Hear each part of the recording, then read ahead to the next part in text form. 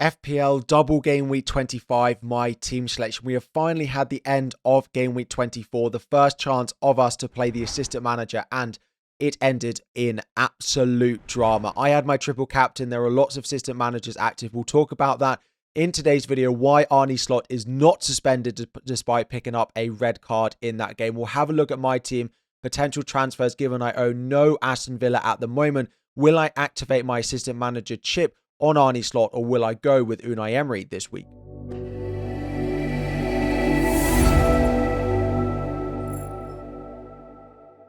What is up, everyone? FPL Harry here. Before we dive in, 2,000 likes is the aim. Subscribe if you are new around here as well. And boy, what a game week it turned out to be. We were all waiting patiently for the Merseyside derby, and it ended 2-2, and it was chaos. A goal and assist from Mo Salah. It was David Moyes' owners that came out on top over those who went with Arnie Slot. Now, just to answer a few questions on Arnie Slot, he did pick up a red card. He will not receive a -3. He will not be deducted any points for a red card, and he can still be your assistant manager despite having a touchline ban for the next Liverpool game, Wolves at home. Now, whether you agree with that or whether you disagree, it is what's in the rules. It says no manager will be penalised for receiving a card in FPL. Yes, the manager will still receive points despite serving a touchline ban, suspension, or being absent from the game.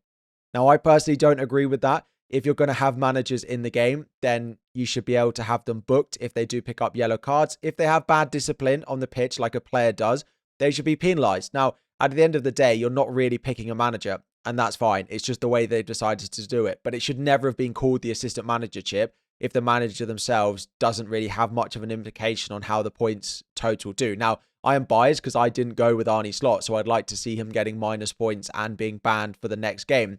Okay, I understand not having him banned, but still having a minus points for a yellow or red card still feels like it should be something. But anyway, that's just a little bit of an explanation of the points. Let me know if you agree with it or not. There was lots of discussion on Twitter, and I also posted a poll about whether people liked the chip or not after the first week, and almost everyone said that the chip was not good enough. About 30% of people said that it needed improving, and about 60% said that it should just be completely scrapped. So that's where we are after 1 week. Let's see how we get on over the next couple of weeks. I didn't play my assistant manager chip, though. I went with my triple captain, and I got very, very lucky because I didn't play. I used all 4 of my transfers, and I didn't have any way of getting to a manager. I didn't trust David Moyes, and I should have trusted David Moyes.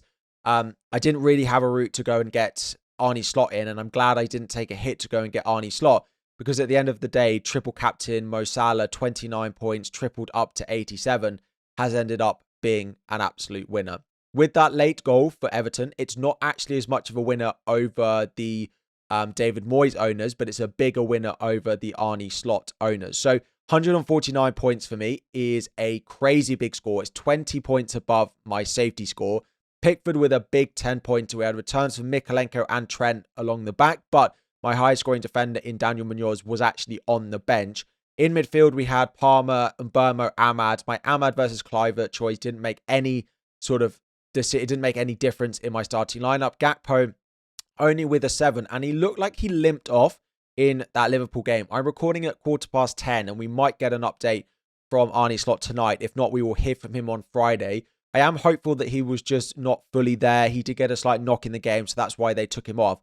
I will be keeping an eye out on that for him. Of course, Chris Wood came in with his monster haul. That feels like so long ago now that Chris Wood started the game week off like he did, and then Alexander Isak with a blank. So in general, I'm very, very happy with the week. It moved me from 38k to the top 15k, the highest I've been so far this season, but I don't have a chip active this week on the assistant manager, so I have a lot to decide now. So to start to have a look ahead to my team going into game week 25, I've spoken a lot about potential transfers, so we're really just going to dive in and talk about my team in a bit more detail.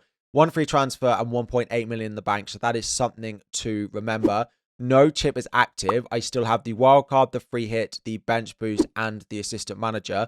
My plan at the moment is to wildcard in game week 31 or 32, is to play the bench boost in the predicted biggest double in game week 33, and then to free hit in game week 34. If you want to know why those things are certain weeks, why it's free hit and bench boost in certain weeks, the chip strategy video from earlier on in the week will give you an explanation on all of that, basically around blanks and doubles, which I'm sure you could have guessed already.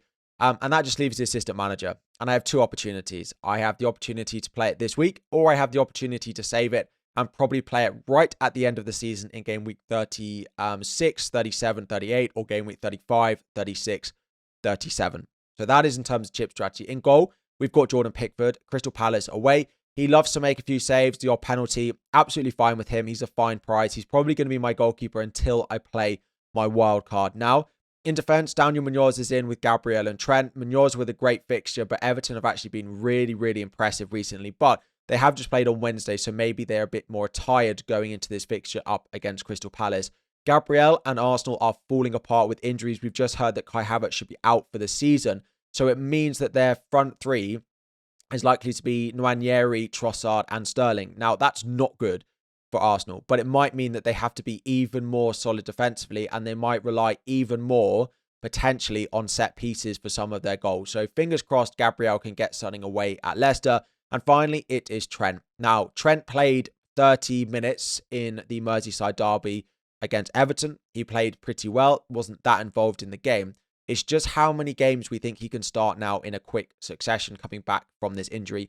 They have 4 matches in the space of 11 days. They play Wolves and Aston Villa, then they play Manchester City, and then they play Newcastle in the following midweek after that. So 4 big games in the space of 11 days. Now, my initial reaction is, well, if Trent came off the bench against Everton, he should then start at home to Wolves. But with Aston Villa, Manchester City, Newcastle in the space of a week after Wolves, I expect him to play all of those games. So then does he start Wolves at home? I'm not 100% certain on it, but he is back fit and available. So I don't think that selling him is an idea. I could sell him to play the assistant manager on Arne Slot. I'm almost certain I'm not going to do that. If I play the assistant manager chip, it will be on Unai Emery. It's not going to be on Arne Slot, I don't think, unless Gakpo is injured. It's not going to be Trent making way, I don't think.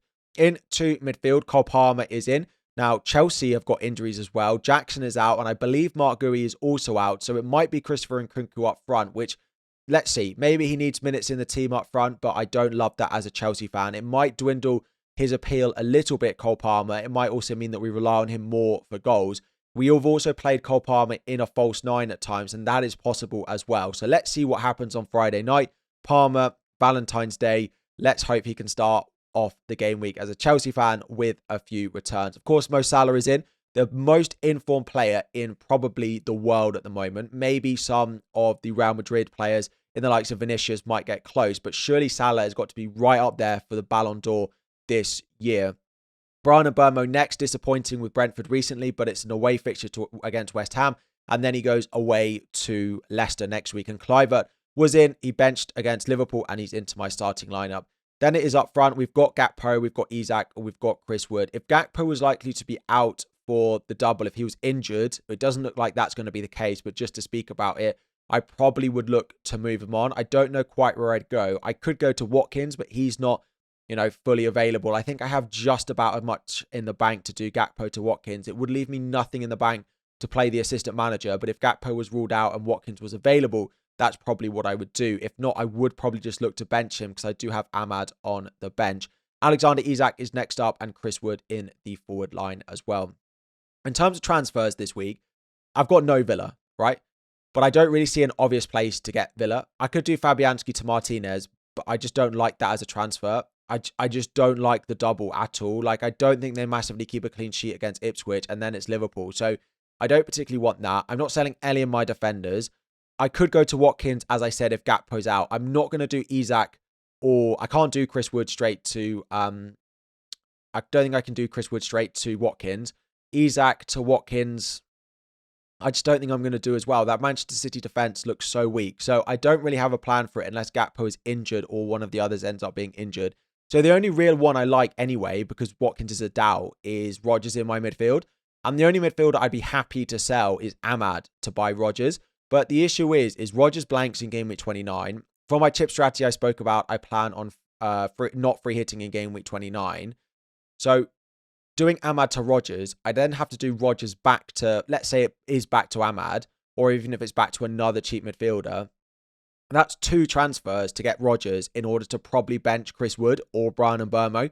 Using 2 transfers to bench Mbeumo or Chris Wood for Rodgers, who has a double that includes Liverpool, also just doesn't feel like it makes sense. So as much as I look at this and think having no Aston Villa for a home fixture against Ipswich and then Liverpool as part of the double isn't that great, after a big green arrow, it looks like I'll probably get a red if I don't do anything about this. I just don't think it makes sense for me to buy an Aston Villa player. And Rodgers is the only one I'd really consider buying with any real sort of guts or guile into my team. So no real plan on that. It leaves just the assistant manager. I've got 1.8 million in the bank. I don't plan on using a transfer, so I should have 2 next week. I could play it on Unai Emery. I'm about 60% no, 40% yes. I think it's so close. If, for example, Ollie Watkins is out and it looks like he's going to be out for both games, I just don't see them getting good results and scoring a lot of goals if he's not in the team. Now, they did look good in the FA Cup against Spurs without him, but generally, I would like Ollie Watkins to be back and available. Also, I just think Liverpool beat them. I just think it's as simple as that. And if I don't think they get any result against Liverpool, then I don't think it's worthwhile playing the chip. Now, I didn't think Everton would get anything though. And maybe I'm waiting for a perfect scenario to play the assistant manager, which is never going to present itself. But yeah, at the moment, the plan is not to play the assistant manager anymore. Because I think it's difficult to see that Villa team getting anything against Liverpool, although they are unbeaten in 11 and only lost 1 Premier League game at home, which was against Arsenal. So there are reasons to do it. I'm not ruling it out, but at the moment, it's not active and the current plan is not to activate it. A few questions just to generally talk about game week 29. So my team here, you can see who's highlighted that has a blank in game week 29. If I'm not adding Villa players, which I don't plan on, I've only got 5 players who actually blank in 29 in my triple up on Liverpool. I've got Alexander Isak and I've got Munoz. So for me to not free hit in game week 29 is very easy. I won't be selling Salah, I don't think. Isak's an interesting one because I might try and get Haaland in. So let's see. I'll have to probably sell one of the 2 of them. If not, I'll be taking a pretty big red arrow because I won't be able to get to any City players at home to Brighton, at home to Leicester for those 2 weeks, unless I sell one of Salah or Isak. Trent, Munoz will likely go. Gakpo will also likely go.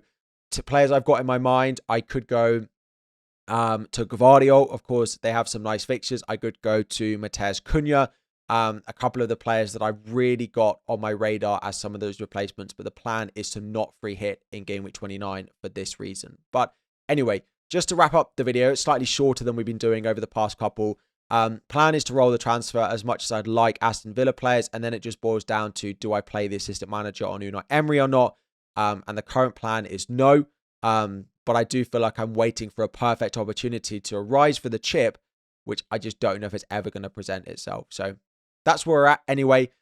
Leave me any questions in the comment section down below. Of course, updates maybe tonight, if not tomorrow, if not Friday, from Liverpool on the likes of Trent and Gakpo and how many minutes they can play going into the next double as well is going to be really important. We'll update all of that in the final decisions video, which will be on Friday morning because, of course, it is a Friday evening deadline. So set your reminders. It is an earlier deadline on Friday evening. So that's when the deadline stream will be. Of course, there'll be the final decisions video, but it will be Friday morning. So we'll discuss everything there. If you have questions and players and everything, we'll do the benching ranking. I know there's a lot of benching decisions in the chat every single time I post a video at the moment. So we will discuss all of them in that final decisions video. So if you've got benching decisions you want answered in that video, drop it all in the comment section down below. 2,000 likes is the aim. Subscribe if you're new around here, and I'll be back again very soon.